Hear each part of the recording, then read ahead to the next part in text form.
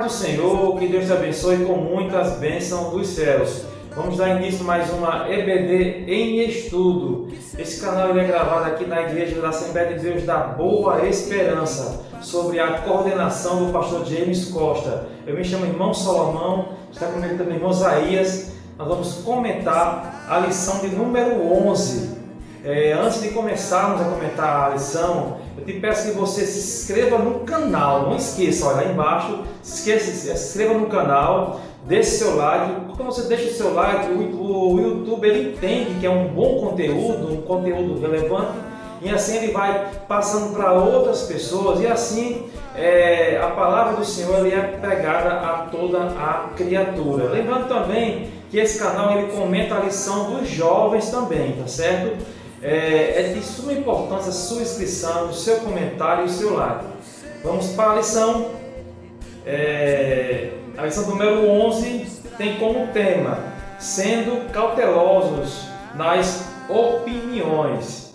Nós vamos tratar sobre um tema tão importante, né? Ser cautelosos nas opiniões. O texto que se encontra em Lucas, capítulo número 6, o versículo número 36, que diz assim: sendo, pois, misericordiosos, como também vosso Pai é misericordioso.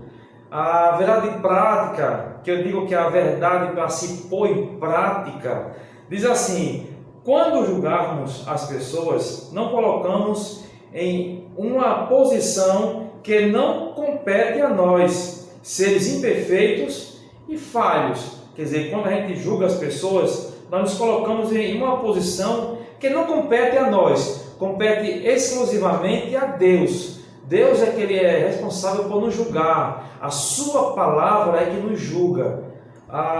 Essa foi a primeira base, que é o textual, Lucas 6, 36. A segunda base da lição, ela se encontra em Mateus, capítulo número 7, do versículo 1 ao versículo de número 6. Eu peço que você leia com seus alunos, é importante, porque é o que vai dar base a comentarmos a lição, tá certo? Vamos entrar na introdução bem rápido, a gente não quer lhe cansar com muita coisa. Diz assim: as Escrituras Sagradas revelam que devemos ter cuidado com a medida com que julgamos os outros. Então ela alerta com cuidado, devemos ter cuidado com o que julgamos as pessoas. E nós estamos ocupando o lugar que cabe a Deus. Não cabe a nós nenhum tipo de julgamento, pois quando julgamos as pessoas, nos colocamos em uma posição que não compete a nós, seres imperfeitos e falhos. E no Sermão do Monte, Jesus ensinou a respeito do julgamento do próximo. Ele nos ensinou. O mestre foi bem enfático, ele foi bem claro. Ele diz: não julgueis e não sereis julgados. Lucas 6, 37. Então já fala aqui, a palavra-chave da lição é cautela. Cuidado, a cautela. Devemos ter a cautela com que tratamos as pessoas, com que julgamos as pessoas, certo? Que só cabe ao nosso Senhor, irmão Isaías. Amém, meus irmãos. Estamos aqui mais uma vez para conversarmos sobre essa lição. Como o Salomão já colocou, um tema bastante relevante, bastante importante, né, para nossos dias também.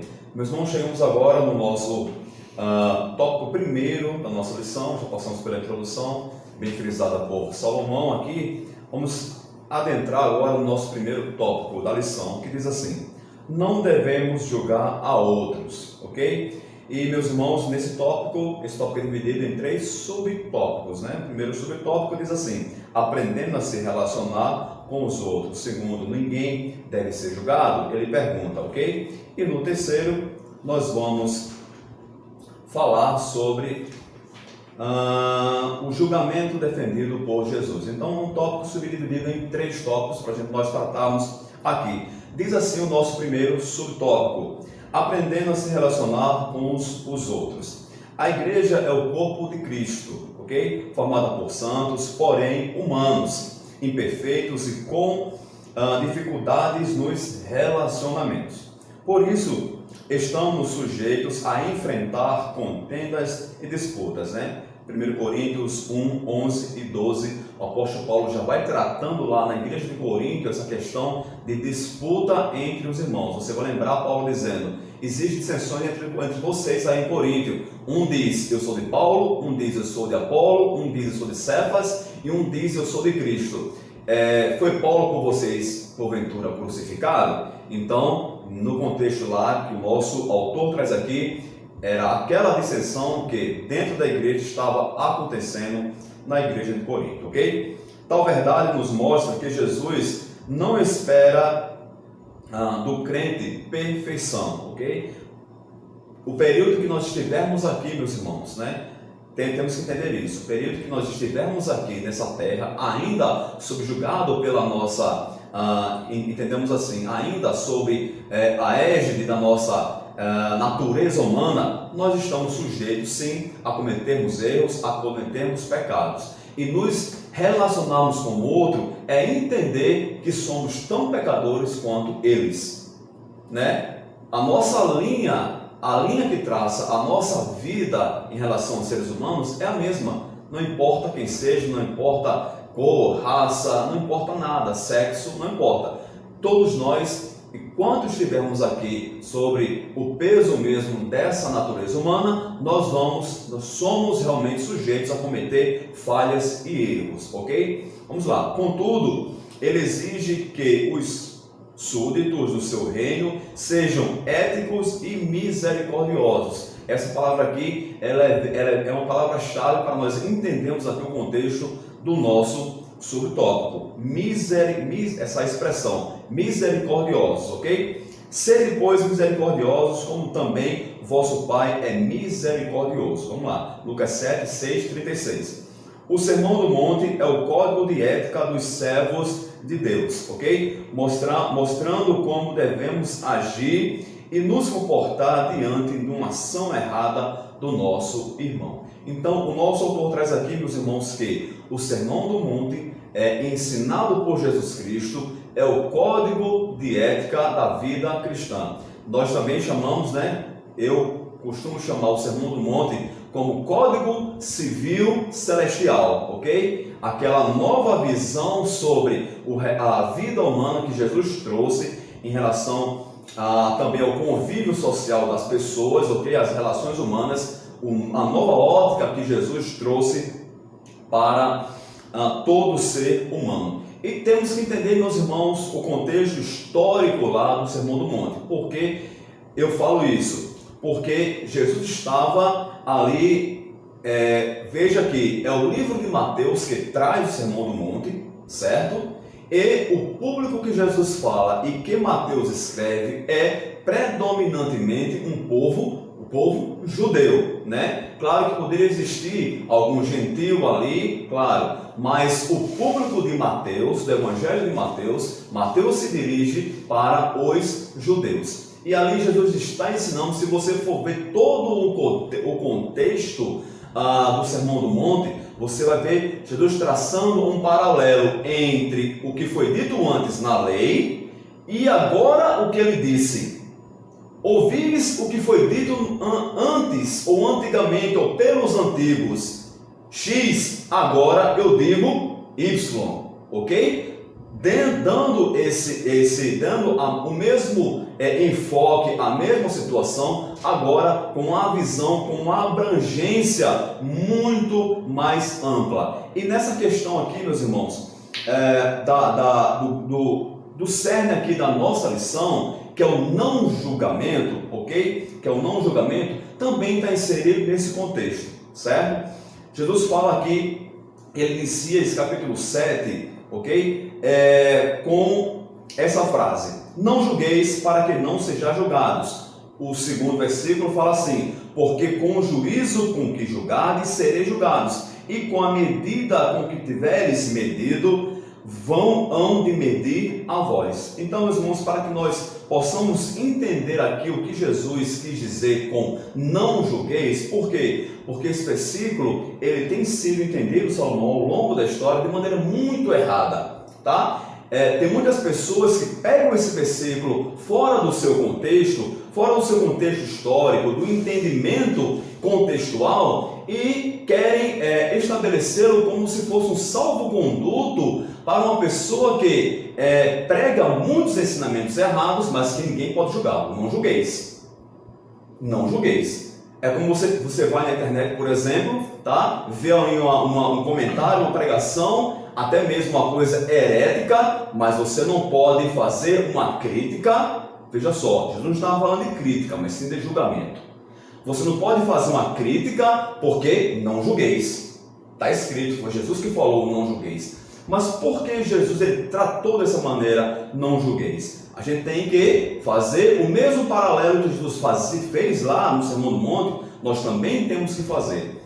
Veja Êxodo capítulo 21, 23 e 25. Diz assim: mas se houver morte, então darás vida por vida. 24. Olho por olho, dente por dente, mão por mão, pé por pé, queimadura por queimadura, ferida por ferida, golpe por golpe. Está lá, Êxodo 21, 23 e 25. Então, meus irmãos, o parâmetro de julgamento que o judeu conhecia era esse, que a lei civil mosaica trazia. Então, todos os momentos em que era necessário fazer um julgamento por alguém, a lei civil era suscitada. Olha, a lei diz dente por dente, então eu quero que aquele que me fez esse mal, ele seja julgado segundo a lei e realmente seja castigado e punido conforme a lei diz, conforme eu quero mesmo. Agora, meus irmãos, imaginem, se todos nós fôssemos julgados segundo a lei diz. Por exemplo, se houvesse uma lei que todo o ladrão tivesse que ter a mão cortada por ter furtado, meus irmãos, ok? Ele era solicitado pelo judeu que assim fosse feito. Veja só, o que Jesus traz ele ensina para dessa maneira aniquilar realmente essa questão do julgamento. O não julgueis está aí, porque é muito melhor você julgar exercendo misericórdia, porém fazendo a pessoa ver e reconhecer o seu erro, tal qual Jesus fez com a mulher adúltera, ok? Que a lei estabelecia, estava lá na lei mosaica, que ela deveria ser apedrejada. Porém, Jesus usa de misericórdia, mas ele não deixa ela isenta da realidade do seu erro. Ele diz: vai e não peques mais. Isso iria acontecer com você porque você pecou. Porém, a misericórdia, ela suplantou naquele momento aquela punição que a lei mosaica estabelecia. Então, meus irmãos, aqui o não julgueis para que não sejam julgados, porque com o juízo que julgares, sereis também julgados, meus irmãos. Jesus estava tratando dessa situação da lei mosaica que o povo judeu sempre queria suscitar contra o seu irmão em relação à punição. Ele errou, eu quero a punição que a lei estabelece realmente, ok? Então, porém, todos pecavam, todos erravam. Então, se fosse realmente ser punidos conforme a lei mosaica ela estabelecia, meus irmãos, então não existiria mais olho, não existiria mais dente, não existiria mais mão, não existiria mais nada nas pessoas, porque todos realmente pecavam contra o Senhor. Então, a interpretação aqui do não julgueis é sobre isso. Não quer dizer que você não tem que criticar pessoas que erram, e à luz da palavra de Deus, à luz da palavra de Deus, da graça, agora do estabelecimento realmente da graça, da misericórdia, mostrá-lo o seu erro, ok? E fazê-lo entender dessa forma. Não mais segundo ao que a lei mosaica trazia, tá? Que era realmente aquela precipitação na questão da punição para eles. Jesus estava ensinando para o povo judeu. Ele estava mostrando que era muito melhor um julgamento que ganhasse o seu irmão de que um mero julgamento que dava uma punição muito forte, até mesmo com a morte com aquele que errou, sendo que todos também erravam. Então, se eu trato meu irmão sem misericórdia, como é que eu quero ser tratado com misericórdia para com Deus? Por isso que, com a medida que julgares, sereis também julgados, ok? E se eu trato com misericórdia para com o meu irmão, eu também serei tratado com misericórdia para com Deus. Você vê Jesus ensinando a questão da oração do Pai Nosso, já trazendo esse enfoque, ok? Se você quer ser perdoado, perdoe, ok? Porque com a mesma medida, já parafraseando, com a mesma medida que você perdoar, você também será perdoado. Então, meus irmãos, esse é o grande direcionamento aqui do não julgueis. Não é você criticar o erro e, à luz da palavra de Deus, mostrar o direcionamento para aquele que errou. Não, ok? É realmente se colocar numa posição acima, achando que também não erra e querer uma punição severa, não misericordiosa para aquela pessoa que errou. No segundo ponto da lição, diz assim: ninguém deve ser julgado. Ele faz uma pergunta bem simples, o autor da lição: ninguém deve ser julgado.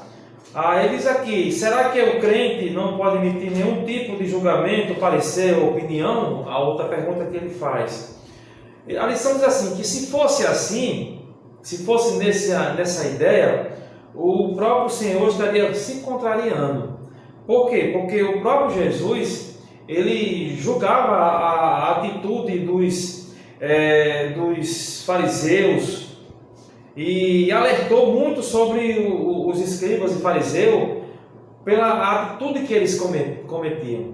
Mas a diferença que você está vendo, Jesus, e quando se refere no patamar do julgamento de Jesus, é muito além da humana, da nossa humana, muito além.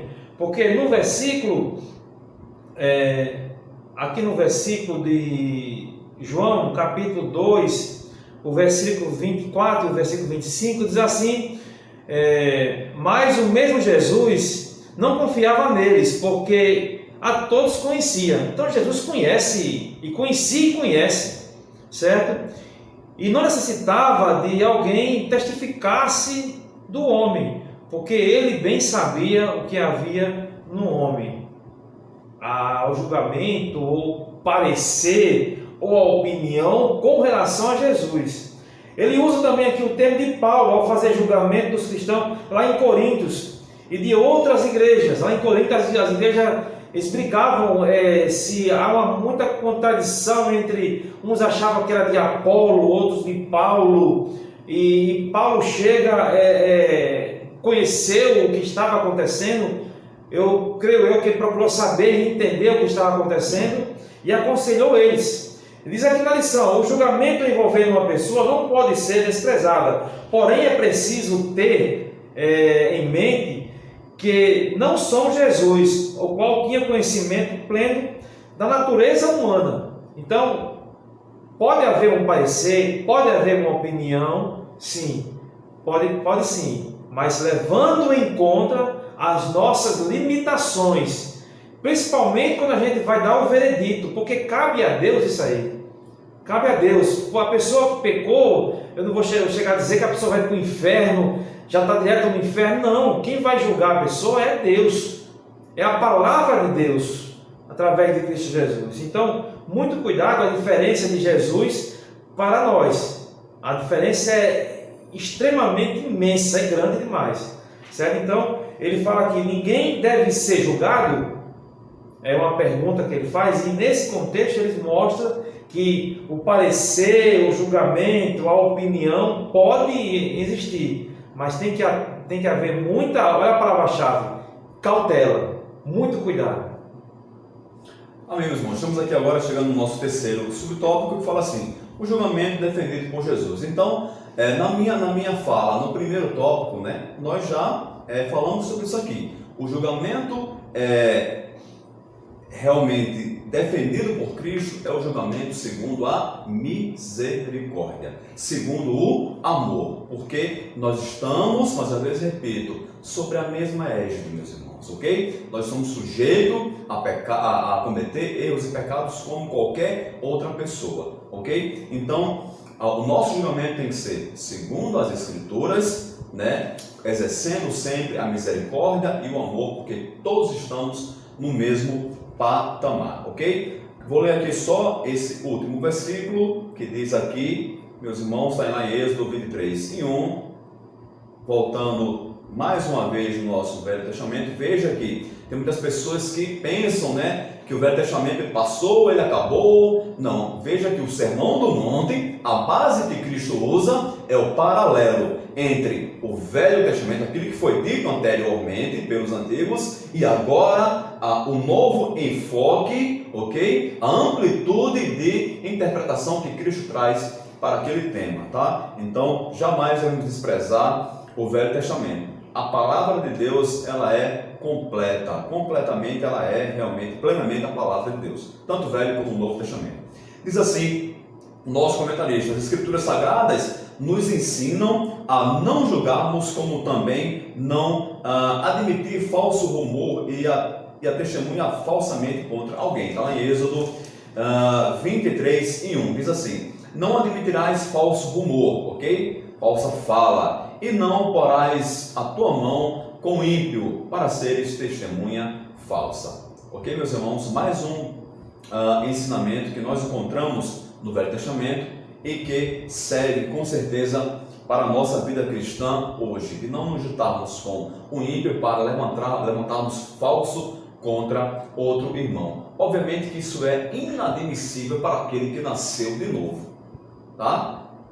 O cristão realmente que nasceu de novo, ele jamais vai admitir uma coisa dessa, se envolver falsamente para acusar de maneira realmente mentirosa o outro irmão. Irmão, chegamos aqui à conclusão do nosso primeiro tópico, né? Eu espero que tenha ficado claro e muito claro o que Jesus quis dizer com não julgueis, ok? Veja o contexto histórico, veja para quem Jesus estava se referindo e por que Jesus estava se referindo. Contexto histórico: Judeia, Sermão do Monte, povo para quem? O povo judeu. E por que Jesus estava se referindo? Porque existia na mente e na conduta das pessoas o estabelecimento da punição no julgamento, sendo que todos estavam estavam debaixo da mesma lei e não podia ser conduzido dessa maneira. Misericórdia e amor são os pilares realmente do julgamento bíblico para uns para com os outros, né, Salomão? Amém. Vamos entrar no nosso segundo tópico da lição, que é muito bom, maravilhoso mesmo. Tem como tema: devemos primeiramente olhar para nós mesmos. E eu separei aqui um versículo muito conhecido, no qual a gente, no início do mês, no culto de Santa Ceia, a gente sempre lê esse versículo. Às vezes a gente até ou faz que não entende, ou não deixa descer o coração. Diz assim, lá em 1 Coríntios capítulo 11, o versículo 28, diz assim: a parte A, examine-se, pois, o homem a si mesmo. Olha só, ele manda examinar-se a si mesmo. Olha o versículo 31. Porque se nós nos julgássemos a nós mesmos, não seríamos julgados. Por que eu escolhi esse versículo? Porque o tema do segundo tópico diz assim: devemos primeiramente olhar para nós mesmos. É o tema do segundo tópico da lição. O primeiro ponto diz assim: cuidado com o juízo exagerado sobre outros. E ele alerta para esse cuidado. Quando a gente olha para nós mesmos, quando a gente examina-se a nós mesmos, a gente não vai perder tempo examinando ou julgando outras pessoas. E ele alerta com isso: cuidado com o juízo exagerado sobre outras pessoas. Diz assim a lição: pessoas que emitem juízos impensados e infundados a respeito de outros podem estar tentados a esconder os seus próprios erros. E é muito comum na humanidade hoje, isso é desde os primórdios do tempo, a pessoa culpa tudo no mundo, menos a si próprio. Encontra muitos erros nas pessoas, mas não encontra em si mesmo. Por quê? Porque olhamos muito para o argueiro que está no olho da pessoa, mas a gente não olha para a trava que está nos nossos olhos. Então ele aconselha cuidado, muito cuidado. Davi, foi o que aconteceu com Davi. Davi pecou, ele cometeu adultério e homicídio, certo? Deus levanta o profeta Natan para corrigi-lo. Quando o profeta chega lá e conta para ele uma história, qual o veredito de Davi? Esse é digno de morte. Mas quando o profeta Davi diz, Natan disse, foi você mesmo que fez isso. Então eles aí, olha, já mudou o juízo. Sabe por quê? Porque a medida que a gente usa para julgar as pessoas, o peso pesa muito. Mas quando é para medir a nossa medidazinha, o peso é leve como uma pena. Então, a lição é cuidado com o juízo que é exagerado que a gente tem sobre as pessoas. Muito cuidado. Davi prontamente declarou a sua sentença. Digno de morte é o homem que fez isso. 2 Samuel 12, o versículo 5. Para ele foi fácil omitir já a sentença, né? Porque não foi com ele, entendeu? Muitas vezes, de modo errôneo, procuramos falhas em outras pessoas e os sentimentos mais ignoramos a fazermos vistas grossas em relação a nossas próprias falhas. Quer dizer, a outras pessoas a gente vê muito, mas procuramos fazer vistas grossas com o que se refere a nós. Então, a lição, a Bíblia, ela vai nos ensinar a ter muito cuidado. Cuidado com o juízo exagerado sobre outras pessoas. Muito cuidado. Sabe por quê? Esse versículo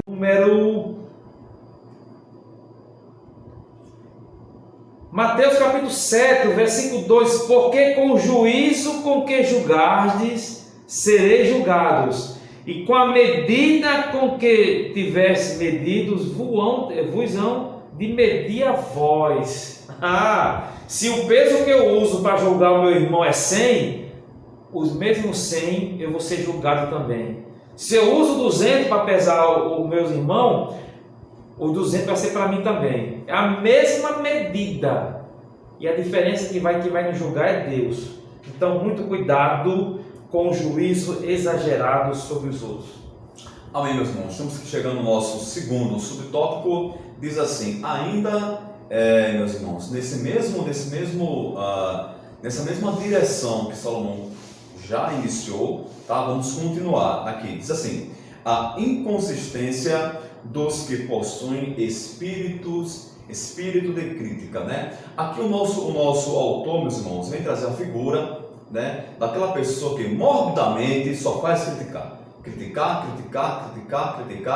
e quando ele assume esse papel, né, de um crítico, quanto mais, ele não consegue criticar a si mesmo, ele não consegue enxergar as suas próprias falhas, ele não consegue olhar para dentro de si, fazer uma introspecção, não é verdade? Que nós sabemos, não consegue ter essa visão interior daquilo que tem dentro dele, não vê os próprios erros. Ok? E essas figuras lá no contexto, tá, histórico, temos que trazer sempre, meus irmãos, sempre. Não caia no erro, professor, de não analisar o contexto histórico com o qual a Bíblia está tratando. Ok? Você vai trazer uma interpretação errada para o ensinamento. O contexto histórico é fundamental para que você entenda, ok, o que estava acontecendo e que se possa ser aplicado na vida do cristão, na vida hoje, nossa vida cristã, ok? Analise sempre o contexto histórico. No contexto histórico, lá existiam esses críticos que não conseguiam enxergar-se a si mesmo, que eram os fariseus, os religiosos daquele tempo. Por quê? Porque se escondiam atrás da capa da religião, ok? E começavam a assaltar julgamentos à torta e à direita, ok? Porque eles se mantinham nesse pedestal da religião e todas as outras pessoas estavam realmente ali sob o poder que eles achavam que exerciam, que era esse poder de crítica, de julgamento. Aqui o nosso autor traz também aquela situação que eu já me referi anteriormente, que é a questão da mulher adúltera, ok? Quando eles jogam aquela mulher aos pés de Cristo, julgando-a e já condenando-a, certo? Julgando-a e já condenando-a à morte e morte por apedrejamento. Jesus fala, então, dentre vós, quem estiver sem pecado, que atire a primeira pedra. Era legal que ela fosse apedrejada?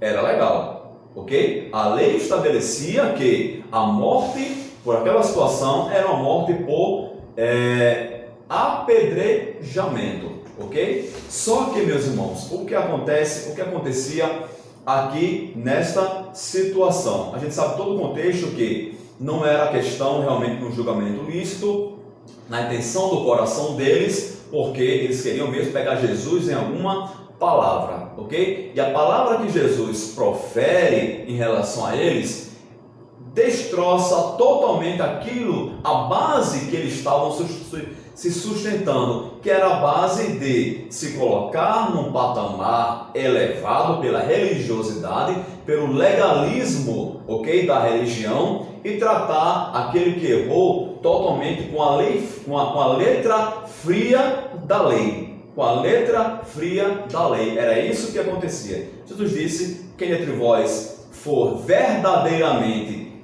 acima dela, por não haver pecado, que atire a primeira pedra. Eles, sabendo que eles estavam no mesmo patamar, ok? Saíram do mais velho ao mais moço e foram todos embora, meus irmãos. Então, e na continuidade aqui dessa história, a gente vê agora Cristo tratando aquela pessoa, julgando-a também, ok? Porém, de uma maneira que restabeleceu a vida daquela mulher, com misericórdia, com amor, não deixando de mostrar para ela o seu erro, não deixando de mostrar para ela realmente que ela tinha cometido pecado, ok? Porém, tratando-a, restaurando-a, ok? Nós, como cristãos, devemos também assumir essa posição. Não de pessoas legalistas que tratamos as pessoas, ok? Como se nós fôssemos superiores, não. Mas tratando os erros e julgando as pessoas conforme o amor e a misericórdia que o próprio Cristo ensinou e deixou muito claro nessa história da mulher adúltera, que é um exemplo para todos nós. Bom, o terceiro ponto da lição tem como tema o que fazer para não julgarmos precipitadamente aos outros. O que fazer para não julgar, se precipitar ao julgar outras pessoas? Ele vai dar aqui 3 parâmetros, podemos dizer 3 conselhos para que possamos não julgar as pessoas assim, precipitadamente, certo? Não podemos julgar. Ele vai ensinar aqui 3 conselhos muito importantes. O primeiro conselho que ele dá, o primeiro parâmetro, diz assim: é preciso ter consciência de que temos falhas e imperfeições, embora não tenhamos mais prazer no erro. Então é preciso ter consciência de que temos falhas e somos propícios. O professor Isaías falou muito bem sobre isso, a falhas. Então a primeira coisa que você vai ver aqui, que é no texto, no versículo 5 de Mateus 7, 5, ele diz: hipócrita, tira primeiro a trava do teu olho. Quer dizer, eu tenho que tirar primeiro as falhas, os erros. A trava aqui entra como o erro, pecados que cometemos, tem que partir de mim. A santificação tem que partir de mim, eu tenho que me santificar, para depois, quando eu ver alguém que está passando por algum deslize, alguma falha, eu chegar e aconselhar a pessoa. Primeiro de tirar a trava que está no meu olho, entendeu? Que ele fala sobre isso, somos propícios a falhas. O segundo conselho, ou o segundo parâmetro, diz assim: precisamos nos relacionar com as pessoas com o mesmo amor que um dia Jesus Cristo teve para conosco. Olha, quem tem esse amor em si, ele vai procurar medir as pessoas pelo amor de Cristo. O amor derramado. Ele dá aqui exemplo de João 3,16, porque Deus amou o mundo de uma tal maneira. Então, quem tem amor, ele não se apressa a julgar, ele não se apressa a emitir qualquer sentença com a pessoa, não. Ele é uma pessoa amável, cauteloso, conselheiro, certo? Então ele ajuda, ele não reprime ou não afasta a pessoa, ele vem para somar, para ajudar. O terceiro conselho que ele fala aqui é: não podemos nos esquecer de que fomos alcançados pela graça e precisamos tratar a todos com o mesmo favor imerecido que recebemos. Oh, aleluia! Então, esse favor imerecido, que é a graça que foi derramada em nossos corações através de Cristo Jesus, no qual derramou o seu sangue precioso. Cristo é a graça, é o favor imerecido. Então, devemos tratar as pessoas com o mesmo amor que Cristo nos trata. Ele nos ama de uma tal maneira. Então, são 3 parâmetros que ensinam a não julgarmos as pessoas precipitados. Primeiro, procurar saber, entender o problema de cada pessoa, para que possamos chegar a um veredito ou aconselhar a pessoa. A exortação, ela tem que ter o elo, tem que ter a essência do amor. Se não tiver, ela chega como um metiolate que vai doer mais do que servir de cura. Bom, a gente viu aqui o segundo tópico: devemos primeiramente olhar para nós mesmos. A gente viu cuidado com o juízo exagerado sobre os outros. Vimos também com o irmão Isaías a inconsistência dos que possuem espírito de crítica, e é muito perigoso. Tem umas pessoas que são muito críticas, porque se acham muito super santo. Vimos também agora o que fazer para não julgarmos precipitadamente outras pessoas, para não agir precipitados com outras pessoas. Vamos entrar no nosso terceiro tópico da lição. Amém, meus irmãos. Chegamos agora no nosso terceiro tópico da lição, ok? E como já comentamos, meus irmãos, até aqui nós falamos desse paralelo entre o não julgamento que era realizado, o paralelo é realizado entre a lei mosaica, ok? E o novo enfoque que Cristo dava para tudo que foi escrito anteriormente. E antes que alguém precipitadamente, Salomão, diga que Jesus descumpriu a lei, vamos lá. Aqui em Romanos capítulo 13, versículo 10, diz assim: o amor não faz mal ao próximo, de sorte que o cumprimento da lei é o amor. Ok? Então, entendamos assim, a base de interpretação de toda a lei que Jesus trouxe foi o amor. O exercício do amor, o exercício da misericórdia. De sorte que o cumprimento da lei é o amor. Está lá, muito explícito na própria lei, dizendo que amarás a teu Deus sobre todas as coisas e ao teu próximo como a ti mesmo. Se eu realmente julgo o meu próximo digno de morte porque ele errou comigo, e aí, como é que fica essa situação? Como é que eu estou amando, eu estou querendo para ele aquilo que eu quero para mim? Tá? Então, de sorte que o cumprimento da lei é o amor. Romanos capítulo 3, versículo 10. Chegamos aqui, meus irmãos, como já falei, no nosso último tópico, que diz assim: e se fôssemos julgados pela severidade de Deus? E aí? É bom julgar o irmão de maneira severa? E se Deus nos julgasse de maneira também severa? Porque com a medida com que eu sou julgado, eu também o quê? Com a medida com que eu julgo, eu também o quê? Serei julgado. É como se Jesus estivesse falando assim: não vá por esse caminho não, vá pelo caminho da misericórdia, porque se você usar de misericórdia, você vai ter misericórdia. Se você usar de severidade, você vai ter severidade. Não ande por aí não. É muito melhor exercer a misericórdia e o perdão nas relações humanas, ok? Diz assim: Deus é severo? Uma pergunta aqui no o nosso autor da nossa lição. O apóstolo Paulo ele já responde isso aqui. Ele diz: considerai a misericórdia e a severidade de Deus. Severidade para aqueles que pecaram, para aqueles que pecaram aqui não é pecado todo não, mas aquele que vive realmente nos deleites do pecado, que são irreconciliáveis, ok? Aquelas pessoas que não querem saber realmente de Deus, realmente ferem a lei de Deus, Deus será severo para com eles, ok? Porém, misericordiosos para com aquela pessoa realmente que, por mais que seja também pecadora, mas que reconhece-se a si mesmo como pecadora e busca no Senhor o perdão e a remissão. Então, Deus também trata com severidade sim aqueles que se colocam embaixo dessa severidade. Fala assim: a bondade de Deus é revelada por intermédio da salvação em Jesus Cristo.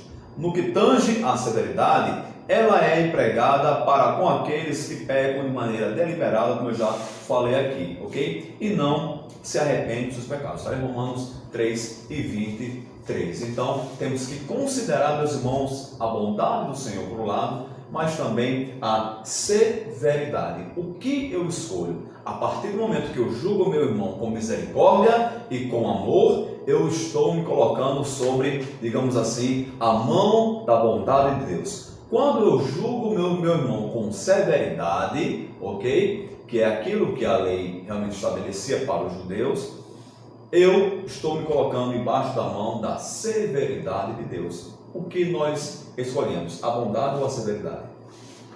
É verdade, Moisés. Bom, o segundo ponto do terceiro tópico tem como tema: como Deus nos julga. Ele faz outra pergunta aqui, na primeira foi uma pergunta também: Deus é severo? Como Deus nos julga? Como é esse julgamento de Deus? A lição diz assim que Deus, o Deus Todo-Poderoso, não é um ser que está lá no céu desejando agir brutalmente com todos nós. Não, Ele não é dessa maneira. É preciso compreender que o relacionamento com as suas criaturas, Ele age com retidão e justiça. A medida de Deus, ela tem a medida da retidão e justiça, certo? Então, ela não pode ser desprezada, essa retidão e essa justiça, porque os que andam na presença do Senhor, olha só o que é que diz 2 Timóteo 4:8, diz assim, 2 Timóteo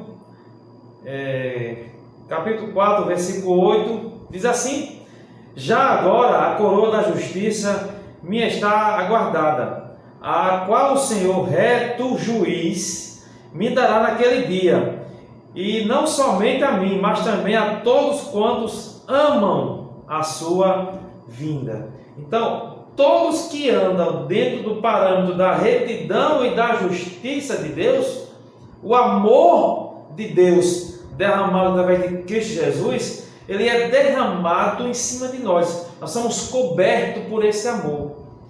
Mas a sua justiça, a sua retidão, ela não elimina, o amor não elimina isso aí, permanece. Se a gente anda em retidão com Deus, Ele é reto também para conosco. Ele é fiel. Ele não vai de encontro à sua palavra. Ele é fiel.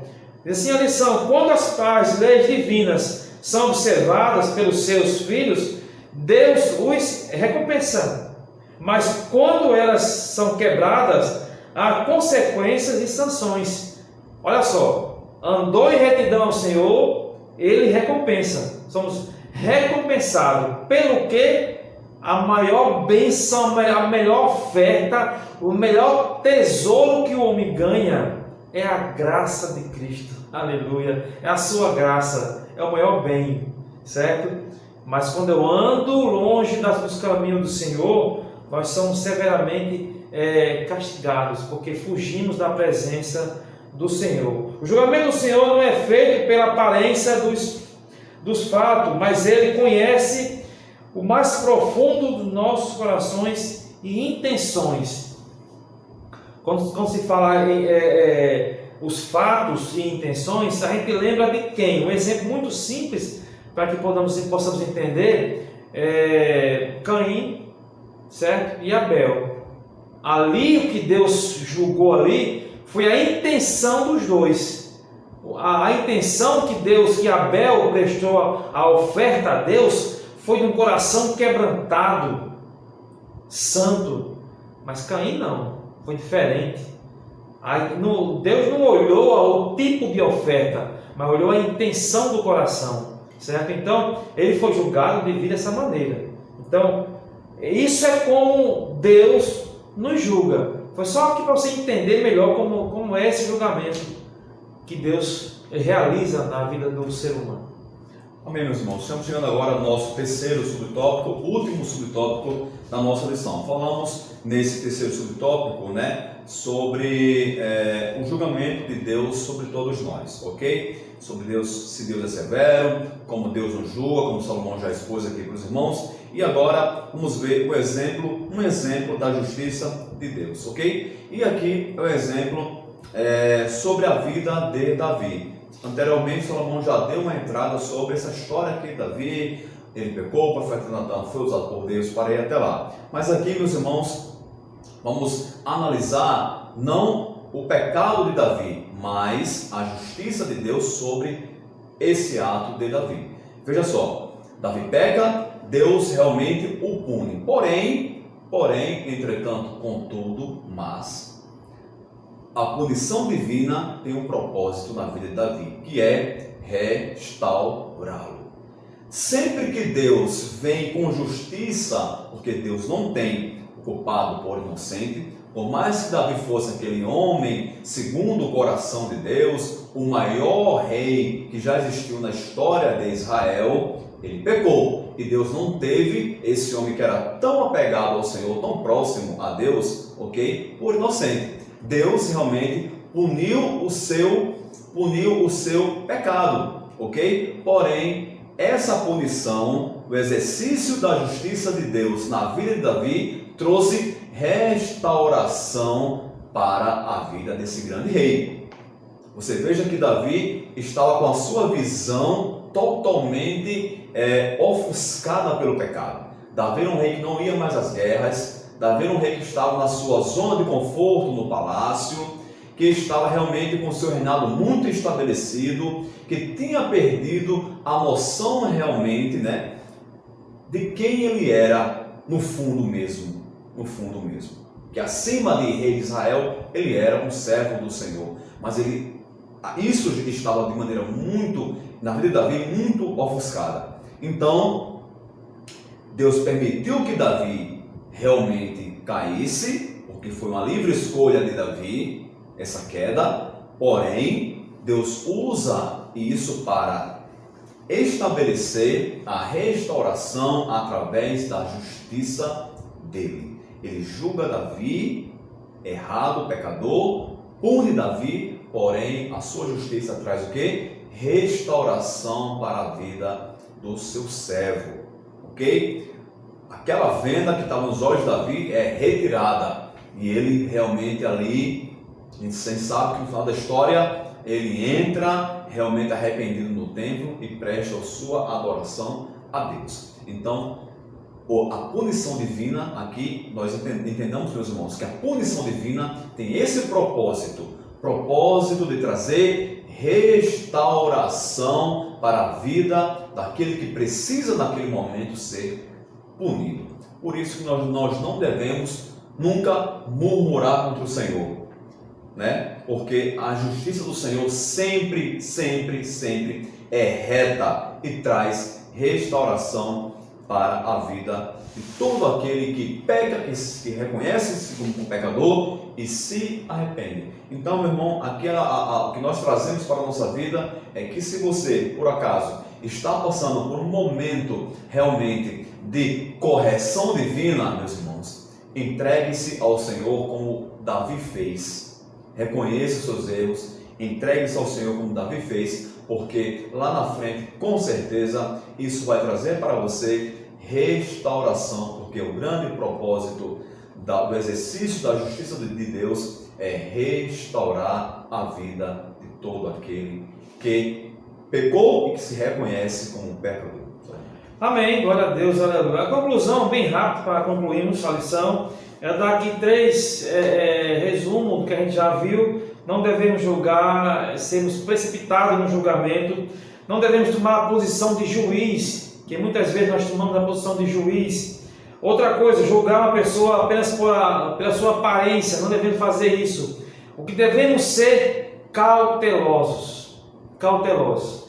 É isso que a lição vai nos mostrar, e a palavra-chave da lição é cautelosos. Então, devemos ter cautela em emitir qualquer julgamento para alguém. Amém? Que Deus te abençoe com muitas bênçãos dos céus. Esperamos que você tenha guardado essa mensagem, tenha ficado no seu coração. E pedimos que se inscreva no canal, é importantíssima a sua inscrição, e deixe seu like. Que Deus te abençoe com muitas bênçãos dos céus.